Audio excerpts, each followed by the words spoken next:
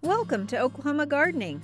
As the school year is winding down, we were able to visit John Rex Elementary to see how they've incorporated gardening into their learning all year long.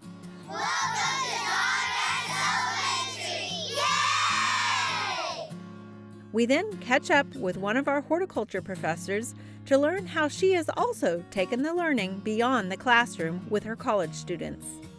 And finally, Shelley Mitchell breaks down the importance of soil pH. Underwriting assistance for our program is provided by the Oklahoma Department of Agriculture, Food, and Forestry, helping to keep Oklahoma green and growing.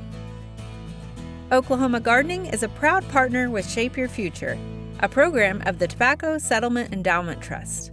Shape Your Future provides resources for Oklahomans to make the healthy choice the easy choice. For generations, Oklahoma Gardening has been welcomed into your homes.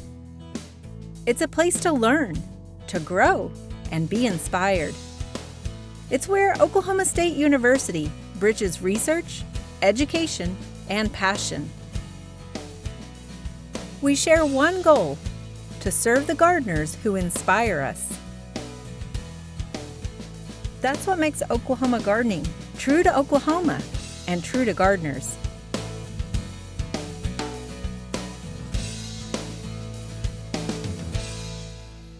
Today we are downtown Oklahoma City at John Rex Elementary, and joining me is Ally Audas, who is the outdoor garden lab instructor. Did I get that right? Yes, correct. So Ally, it is amazing what you guys have done in this space, and just in 2 years you've transformed this? Yes, we have 33 raised beds, so there was a lot of summer work. So how do you organize it amongst all, is it K through 4th grade here? Or? It is K through 3rd grade in this building, but we also see 4th grade. Okay, so how do you organize it and have them each have an experience in here? So I see every class for 45 minutes or so every week. Or every other week. So one week I'll see kindergarten and first mostly, and the next week I'll see second and third. Third does a lot in the garden. I see them every week because they are assigned a bed that they're completely in charge of. So I have them quite a bit. And fourth, they're my heavy lifters when they come over. I have so many things for them to help me do.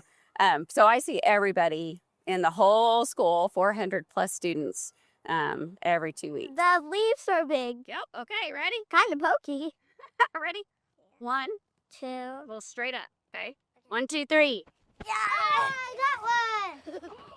Lots of carrots and beets and radishes that the little ones plant. And then the older ones do a lot of research on the plants. They're all assigned a vegetable, an herb, a flower, a berry, and they do all the research on that. And they're in charge of these beds, so they have to know exactly what's planted in here. We do square foot gardening and companion plantings. This is not just us as adults working on it. This is what the kids do every day. They work with the worms. They have the beds that they plant the plants and harvest, and that is something that they may not be able to provide at home, certainly couldn't provide elsewhere, and just being able to give them that experience is really what they've been the most thankful for. Every 4 students in 3rd grade has their own bed they're in charge of. And we have it all in a grid system. So we do square foot gardening that way. And they're able to tell exactly what square everything is going to go in. And they plant all of them. So nasturtium, you can eat it and it's edible. You can eat the flowers because they're like, they taste good. And if you eat these, they're a little spicy at the end. I like the flowers. They're really good. They taste like apples. But I don't really like this one because it's like spicy and hot. We have 23 vegetable beds that are the ones that they're in charge of, and then we have 10 pollinator gardens that it's just all the flowers that come from the hydroponics. We can move out there and see what happens. We do a lot of comparing. Anytime we hear that something works, we'll try it and we'll try not and see how those things work. We measure things and weigh things, always science, but our art, one of the things that we did that we've really loved is this students draw flowers and sign it, and then we put it in our laser engraver, and we laser engrave fence panels so that are on acrylic. We also make plant labels out of those drawings. So they've learned everything about those laser engravers and how to work that. So we do a lot of technology. That we do a lot of things with apps and research, and we're designing an app right now, 3rd grade is. So that's been really fun. We did research on different plants we assigned to put it on an app. And since we're learning about cosmos, I'll just go ahead and do cosmos. This is your pests that cosmos want to stay away from. We made this app so like plants stay healthy for people to grow like their vegetables and all of that. And I know you love incorporating technology in Yes. the garden, right? So a lot of times we see that as opposition, but you're all in on and tying that all together. in. So, and I know you've got some stuff up in your classroom. Yeah. Can we go take a look at that? Sure. Okay, great. We're the First Grade Nature Club. The difference between the potatoes and the sweet potatoes is the potatoes you have to when you first have them, you bury them and then you bury them and then they grow and then you bury them until they get this big and then you wait and then the potatoes are under there and you let them sprout. Then you get them up.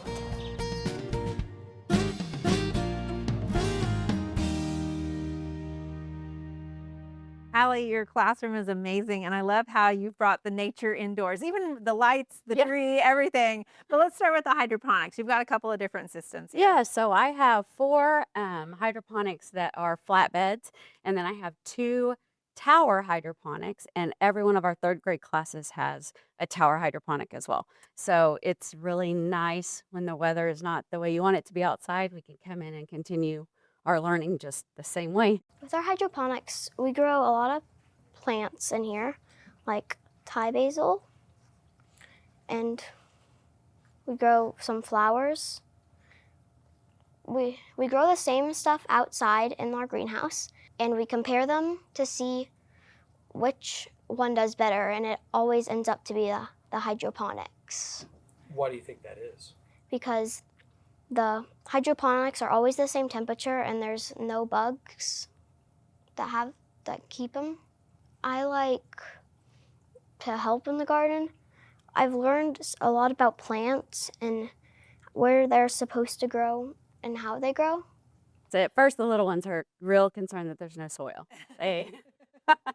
And then they learn about the whole The system. nutrients, yes, so we go through all of that. Yeah. Well, and I know just outside the hallway here, you have convinced everybody to allow you to have so many worm beds. I've never seen so many. Tell us a little bit about what you have. We have 108 worm bins. So every student from kindergarten through 4th grade in groups of 4 keep their own worm bin. So they built them. We call it worm lasagna. They did it with paper and cocoa core, and then we dump worms in, and they feed them with some of their lunch that's left over. They bring and put it in their worm bin, so they all know how to take care of it. It's amazing, but there's a lot. Very good. Yeah, and it is, and that kind of came out of them wanting to do it year after year, right? Oh yeah, I only did it with one grade, and then the next year, can we do worm? We want to do worm. So now everyone's doing worm bins. every grade, right? That's fantastic. Well, let's talk a little bit. I mean, just looking around your classroom here, you've got a laser engraver and you've talked about apps. Let's go into that technology a little bit more and how you've incorporated all of that. So our students do a lot of research. So we use a lot of technology doing research. We do some ChatGPT and have it help us lay out some beds, and then the students double check it because they know about their companion gardening and their enemies. So we do a little bit of that on their iPads or on their Chromebooks. They're also building an app, so that's been fun with all of their research. So they've developed an app in 3rd grade, which is amazing, and they're super excited about that. Yeah. But I loved it. I love integrating technology into all the things that we do. Do you find that they're really leaning one way or the other as far as they're still wanting to do tech and not gardening, but they're... Oh, they want to garden, but they love when they have a question, say, Miss Audas, how do we, I'm like, you have a Chromebook. you tell me. So, and they love it. They're like, oh, yes. And they'll look it up. So they have a great time. Kind of like back in the day, they used to tell me, go look in the dictionary, Yes, right? It's now yes. look it up. I don't have to look in the dictionary. It's so much easier. That's fantastic. Well, it seems like you've really created a learning environment here, both indoors and outdoors. And I know there's probably a lot of other teachers out there. They're like, they're a full-time teacher, right? Doing whatever grade or subject matter. Any Yes. advice that you would have for them about how to maybe incorporate a little bit of nature and gardening into the classroom? Well, God bless the classroom teachers. We'll start there. Yeah. And it is, it's a commitment. I would say some of the most important things is to have other teachers so that you have a team of people that are working together towards the same thing. Start really small. I mean, I started my first garden bed because I like salsa. And I thought, oh, I'm going to grow my own. And then here we are. But starting small, having a water source is really important. But when I started, I really didn't know what I was doing. I'm not a huge gardener to start with. I just did a little bit at a time with things that are easy. And, I've come a long way. I have a lot of mistakes, which is, That's that's gardening. part of it. That's part of it. So I did a lot of things wrong and learned from my mistakes. School is difficult because a lot of things that you plant, you harvest in July and you don't have students. So we've done a lot of work to make sure that all the things that we're doing right now in the fall, when they come back, they'll be able to see the fruits of their labor. Right. And actually it's the third grade that's helping to grow for the fourth grade next year or whatever, right? Fourth graders, when they come back, the first thing they're going to say is, I need to go see the pumpkins. I know their teachers are going to say, what is happening? Because as a third grader, they planted it. Is that? Yeah. So they were in charge of all those beds. So they're going to come over next year and see exactly what happened to the beds that they were in charge of. So you mentioned it's important to have a team that helps with all of this. It's just not one person's responsibility, right? No. So can you share a little bit about who your team is and who's kind of critical to get on board with this as a teacher? I think it's really important to have different grade level teachers. We've had lots of community help. We have volunteer days that we'll have a whole community of people come out and help pull some weeds. But really, most importantly, that we could not do it without it is our leadership. Our principals and our superintendent are on board. They don't say no. I mean, if there's something that sounds crazy, like 108 worm bins, it's wonderful. And they've seen the difference it makes with students and how invested they are in their learning. It's far more than what I could have ever have imagined. It's a level of work and love that I didn't think was going to be required to create something for the kids. But being able to see that the hard work and the effort of not only Miss Audas, but the staff to really be able to bring the kids in and learn not just about the garden, but nature, life cycle, science, math, all that in one space that really brings their academics inside to life outside. They kind of look like twins, except this one's more pink. This one's darker red. This will be here as long as I'm here and for decades after.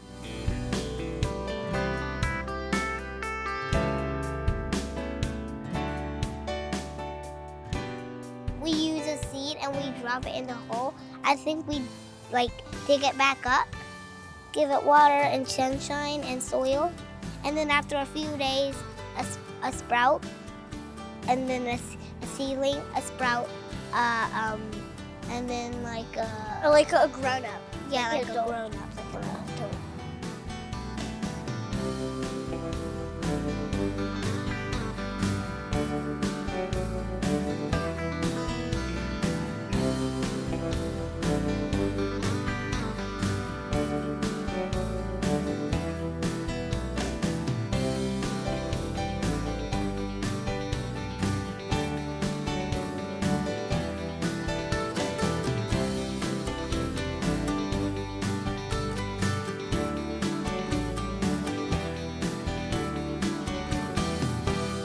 Today we're here at the OSU Student Farm and we're not talking about vegetables. In fact, we are being joined by Dr. JoHannah Biang, who is a new faculty member in the horticulture department. Well, you've been here a year now, I guess, so not quite new, but we've got some fun classes that you're bringing online, and this is part of that as a laboratory. Let's talk about what this space is. Yeah, so I developed a class last semester called Herbal Plant Production.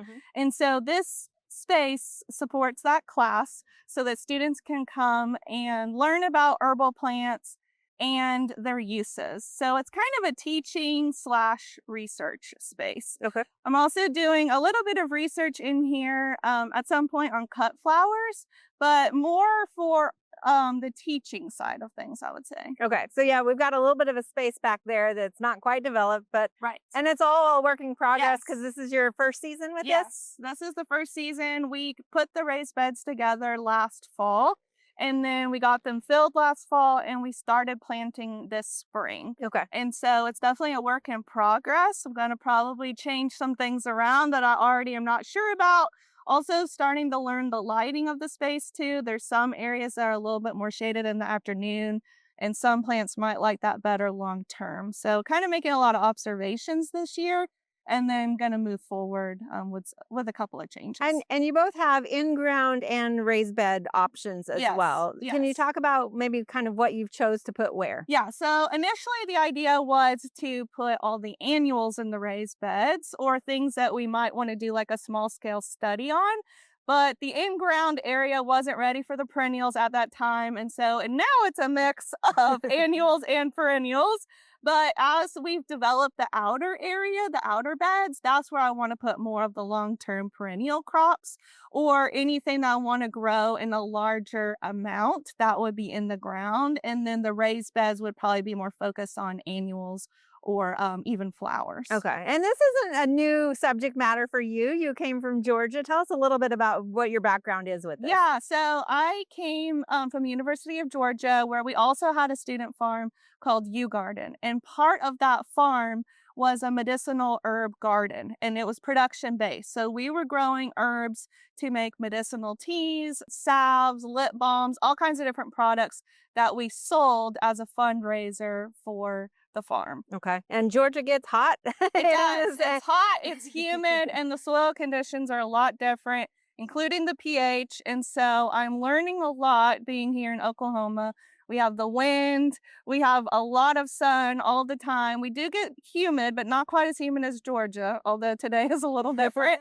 And the pH here is kind of like crazy compared to Georgia. We were on the acidic side, so I was always liming the soil. In Georgia. Yes, yeah. in Georgia. Here, it's the opposite. Mhm. We have higher pHs, so in some areas, I have to think about potentially lowering the pH, usually with sulfur over time. Okay. And your class, though, is wrapped up where after the end of the spring semester, you guys were able to turn some product, though. Yes, we made a couple of different blends of tea. We did a Tulsi tea.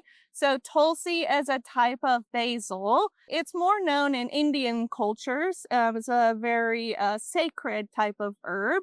You dry it and then you use the leaves for a tea. And it helps your body kind of adapt to stressful situations. So it's really good for... We all need Yes, that, right? Exactly. So we did that. And then we did a blend called Calm Your Cowboy. And that is obviously a calming tea blend, which everyone needs at the end of the semester or any time in your life.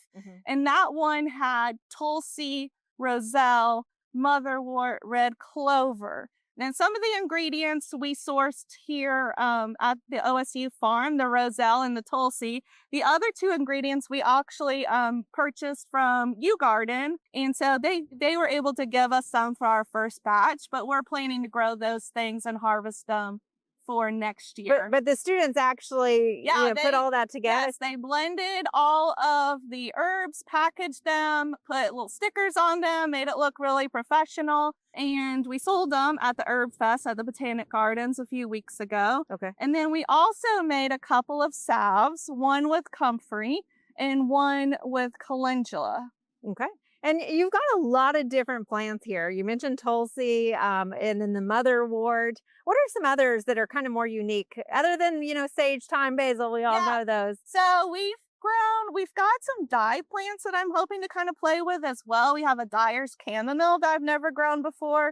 something called madder that's also supposed to be good for dye plants. Roselle is also in our tea blend, and that's a type of hibiscus, Hibiscus sabdorifa. It is tropical, so it's not hardy for us here, but we can grow it. And the part of the plant that you use is the calyx. Okay. So the calyx surrounds the seed pod, and we harvest it after the bloom has fallen and the calyx is swollen. It's about $1/2 quarter size.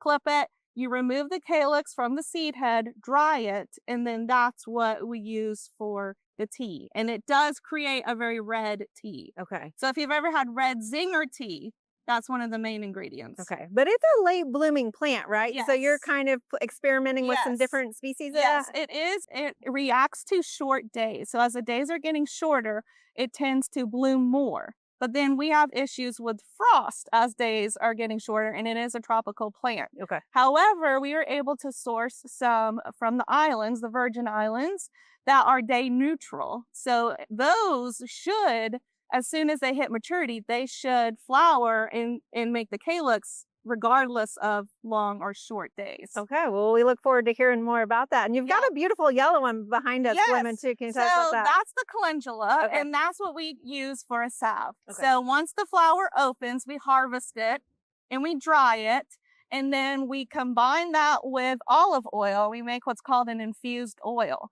Then we strain that and add beeswax, and it creates a salve. And that salve is really good for any little cuts or bug bites. We're getting into mosquito season and ant season, so it's really good to have on hand for any of those little bites. Okay, well, these products aren't for sale just yet if you missed the herb festival, but stay tuned because who Yes. knows what next year's Stay class. tuned. We're ramping up. Well, thank you so much for joining us and sharing Thanks. this with us today.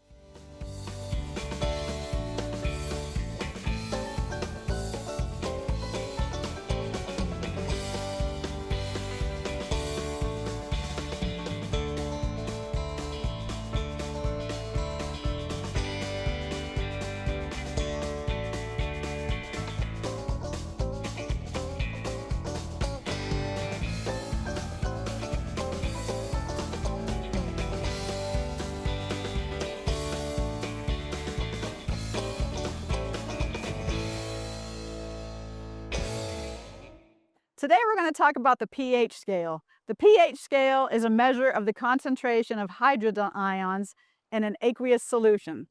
So what is the pH actually referring to? Just like temperature refers to whether something's hot or cold, pH refers to whether something's acidic or basic.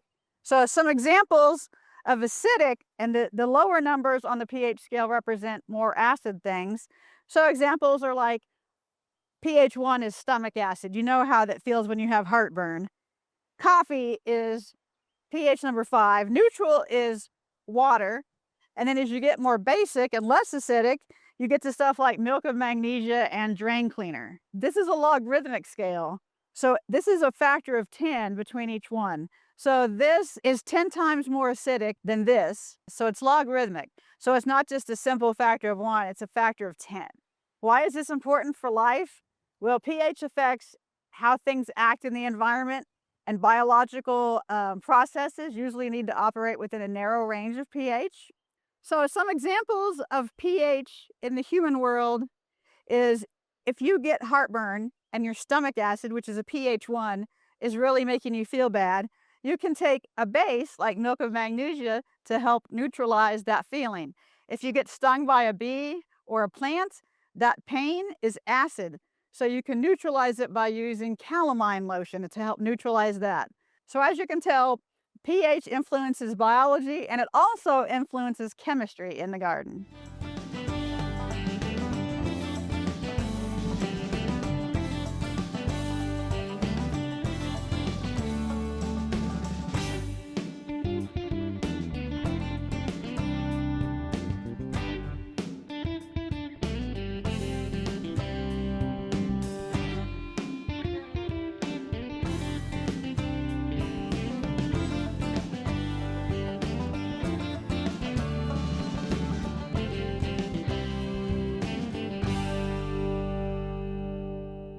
And as always, if you have a question about today's show, feel free to stop by your local county OSU Extension office or leave us a comment on our social media.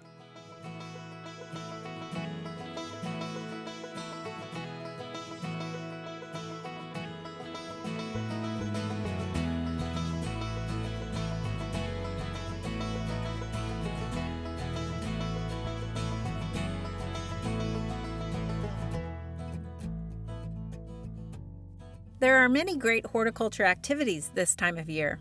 Be sure and consider some of these events in the weeks ahead.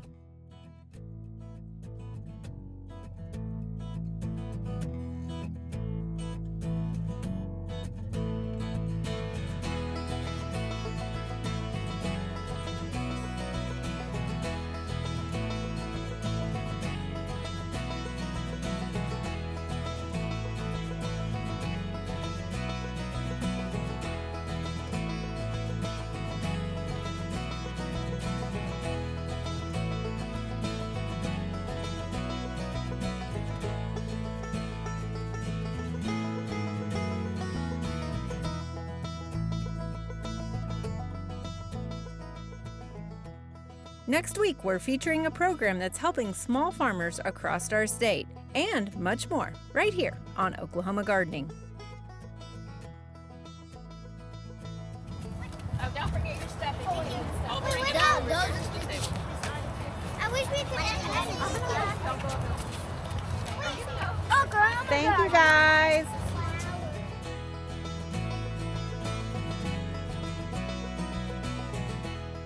To find out more information about show topics, as well as recipes, videos, articles, fact sheets, and other resources, including a directory of local extension offices, be sure to visit our website at oklahomagardening.okstate.edu. Join in on Facebook and Instagram. You can find this entire show and other recent shows, as well as individual segments, on our Oklahoma Gardening YouTube channel. Tune in to our OK Gardening Classics YouTube channel to watch segments from previous hosts.